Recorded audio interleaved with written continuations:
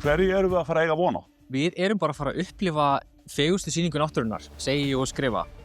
Við erum að fara að upplifa það þegar tunglið fer fyrir sólina og varpar skugga á jörðina og þetta er einhvern veginn engu líkt. Ég hef þessi 4 almyrkva með eigin augum og grátið í öll skiptin og við erum bara svo heppin að vera upp á þeim tíma þar sem skugginn fellur á okkur hérna til dæmis á allan Reykjanesskagann, þannig að fólk þarf ekki að fara neitt til þess að sjá og upplifa myrkvann og ég vona bara að veðrið verði gott að sjálfsögðu. Þetta er einstakt tækifæri. Já, þetta er einstakt tækifæri vegna þess að það líður mjög langur tíma á milli þess að myrkvar verði frá hverjum tilteknum stað á jörðinni. Sem dæmi var seinast myrkvi hérna á Íslandi 1954, syðst á landinu, en næsta tækifæri 2026 og þar á eftir árið 2196. Þannig að þetta er svona einstakt tækifæri á ævi langflestra Íslendinga og það er eins gott að við nýtum það mjög vel.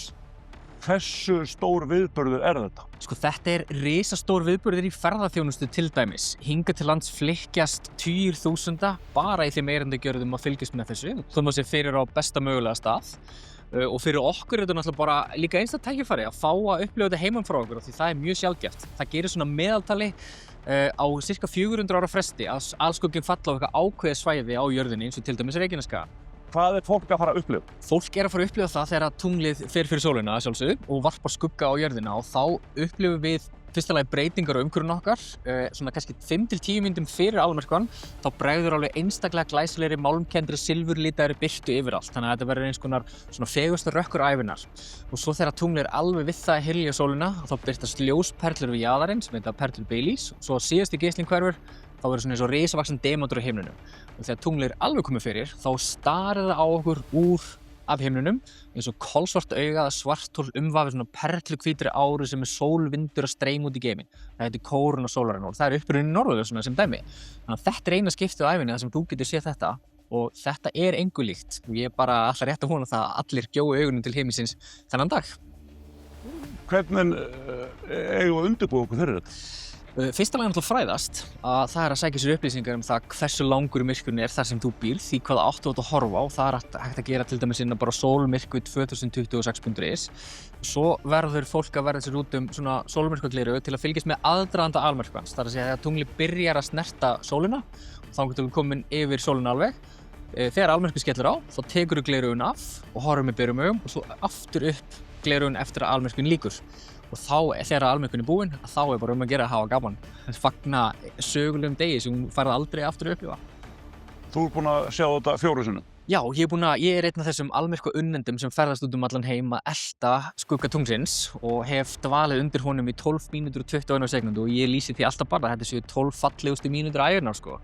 Þetta er eins og ég segi, engu líkt og það er ástæða fyrir því að leiðum maður er búinn að sjá einn, þá vill maður sjá næsta og þetta verður svona hálfpartinn eins og lífstíll en þetta er bara svo ótrúlega teiknileg sýn að það er einhvern veginn ekki hægt að lýsa því. Hvorki myndir, né vídeó, né lýsingar gera því almennilega skil að því að þú upplifir myrkvann með öllum skilningarvitum nánast. Þú finnur bókstaflega fyrir honum, hann hreyfir við innra með þér og þú horfir á hann á himninum líka. Þú heyrir í honum líka. Hvernig þarf samfélagið hérna á Reykjanesskaganum að undirbúa okkur fyrir þetta? Hverju eigum við von á bara í mannfjölda og Já, það er erfitt að segja til nákvæmlega hversu margir koma hingað. Það fer alveg eftir veðri. Ef að þetta svæði er það sem best viðrar, að þá má búast við því að hér verði tugir þúsunda manna samankomnir, bæði Íslendingar en líka útlendingar sem eru að elta myrkvann. Og Suðurnesjabær, Reykjanestá eru svona þeir staðir á Reykjanesskaganum sem eru með hver lengstan myrkva. Þannig að til dæmis hérna í Suðurnesjabæ þá verður þetta svolítið svona þunga miðja þeirra sem ætla eltan og líka heimafólks. Þannig að við þurfum að huga umferðarstýringu, við þurfum að huga fræðslu til barna og bara heimafólks yfir höfuð. Við þurfum að undirbúa okkur þannig að fólk geti komist á salerni, keypt sér einhverjar veitingar. Þetta er nefnilega uppgrip í þessu líka og fullt af tækifærum. En fyrst og síðast að tryggja það að fólk viti að þetta er að fara að gerast og að þetta verður frábært sama hvað og góður undirbúningur er bara lykilatriði. Sér þú ekki fram á að það verði nóg að snúast þér bara núna í aðdragandanum? Það þarf að fræða skólabörn og annað þetta. Akkurat, sko ég hef eiginlega ekki hugsað neitt annað síðustu 2 árin heldur en þetta og banka á dyrnar hjá flest öllum sem eiga hagsmuna að gæta. Sem betur fer er nú byrjuð að haga undirbúningi almennilega, það hefur kostað blóð, svita og tár nánast.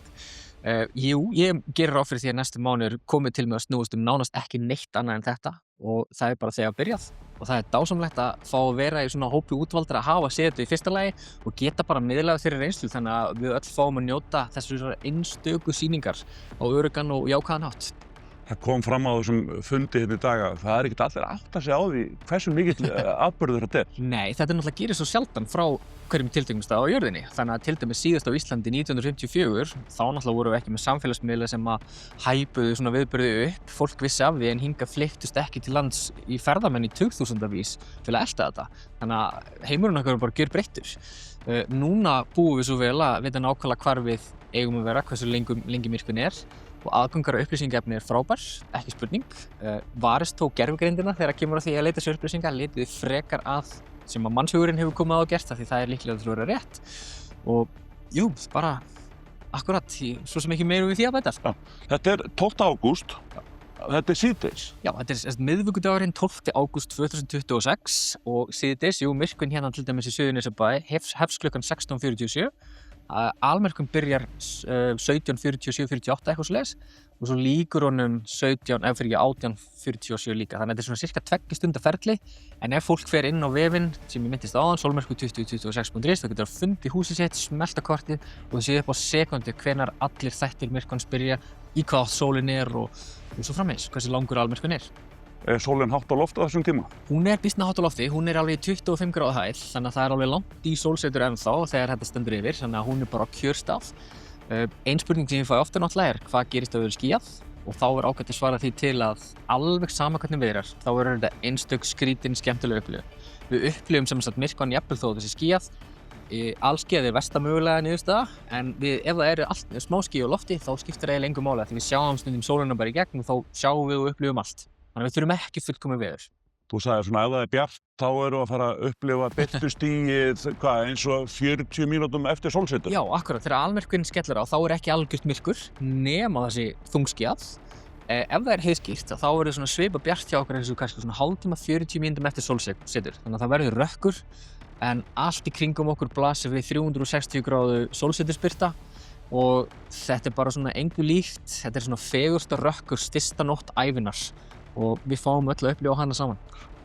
Ég lagðist í smá rannsóknir og skoðaði veðurfræðigögn fyrir Reykjanesskagann og það segja 30% líkur á því að það verði bara þokkalegasta veður. Já, akkurát og ég myndi segja mér aðeins meiri líkur en það sko, út í það að fara. 30% líkur á því að það verði bara bjart og gott veður og bara býsna fínt. Við þekkjum það nú alveg að ágústmánuður getur verið býsna góður en við getum líka verið sérlega óheppin og fengið einhverjar B-vitans lægðir eins og Vestfirðingamannahelgarnar kenna okkur.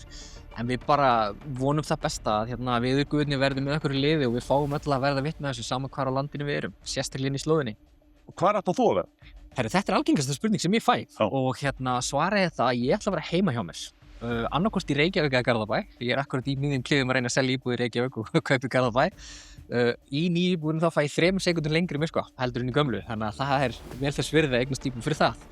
En ástæða þess að ég vil vera heima er í fyrsta lagi svo að það líða 400 ár á milli þess að meðaltali maður sér myrkva hverjum tilteknum stað. Og ég er búinn að sjá 4 og ég ætla að sjá næstu árin líka almyrkva. Þannig ég vil upplifa þetta einstaka augnablik en getur bara verið heima hjá mér. Og svo ætla ég að opna upp kampavínsflösku eftir á til að fagna brjálaðri vinnu undanfarinna ára. Nú eða drekki sorgum mínum yfir að hafa mistað af vegna skýja. Þannig að það kemur í ljós. Er kannski bara verið að hvetja fólk til þess að vera heima hjá sér? Af því að það eiga allar umferðaræðar eftir að stíflast. Já, svo það er svona ákveðin misskilningur í gangi að þetta sé bara Vestfirðir og fólk þurfi að fara á Látrabjarg. Svo er ekki. Á Látrabjarg er myrkvinn bara lengstur á Íslandi, 2 mínútur og 13 sekúndur. En hér til dæmis á Reykjanesskaga að þá er hann mestur 1 mínútu og 50 sekúndur. Og jú, fyrir suma þá skipta þessar auka 23 sekúndur talsverðu máli, en fyrir langflesta þá gerir það ekki. Þannig að ef það er gott veður bara á svæðinu, ekki fara neitt, vertu bara heima, njóttu þess að vera heima hjá þér, grilla eitthvað gott eftir á, fagna pínlítið, búið í partí, gera eitthvað svoleiðis. Þannig að besta mögulega sviðsmynd er sú að það verður bara heiðskýrt allt land.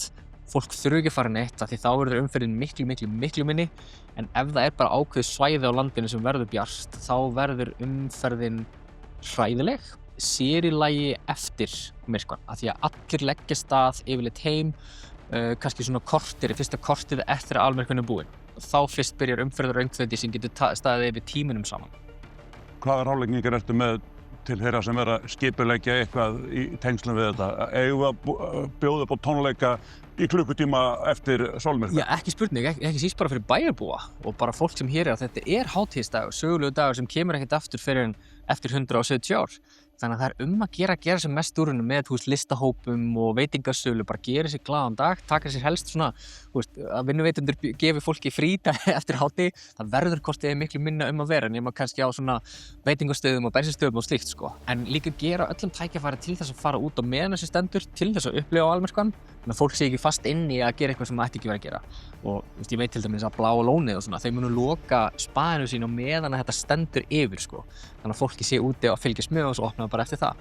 En jú, gera sem allra mest úr þessu. Ekki síst fyrir okkur, bara sjálf, fullorðna fólki líka, en börnin sem að fá að fylgjast með þessu bara einu mest töfrandi augnablikki lífsins. Gera sem mest. Þú ert að halda úti einmitt vefsvæði svona þar sem að þessu gerð góð skil. Já, ég í tilefni af fertugsafmælinu mínu fyrir 2 árum síðan, af því ég vissi nú að Íslendingar eru ekkert alltaf þeir tímalegustu í undirbúa sig, þá vissi ég, 2 ár hljóta duga til að banka upp á hjá flestum og byrja undirbúning og þar hefur reynst samspár sem betur fer. En jú, ég opnaði þessast vefi sem heita solmyrkvi2026.is og eclipse2026.is sem enska útgáfan og þar að finna bara hellingsfróðleik sem kemur bara til með að aukast þegar fram í sækir. Þar svona gagnvirkt kort sem getur smellt á hvaða punkt á landinu sem til að fá upplýsingar stefnu sólarinnar og upp á sekundu hvenær myrkvinn byrjar hvar sem á landinu því það annars aðeins mismunandi.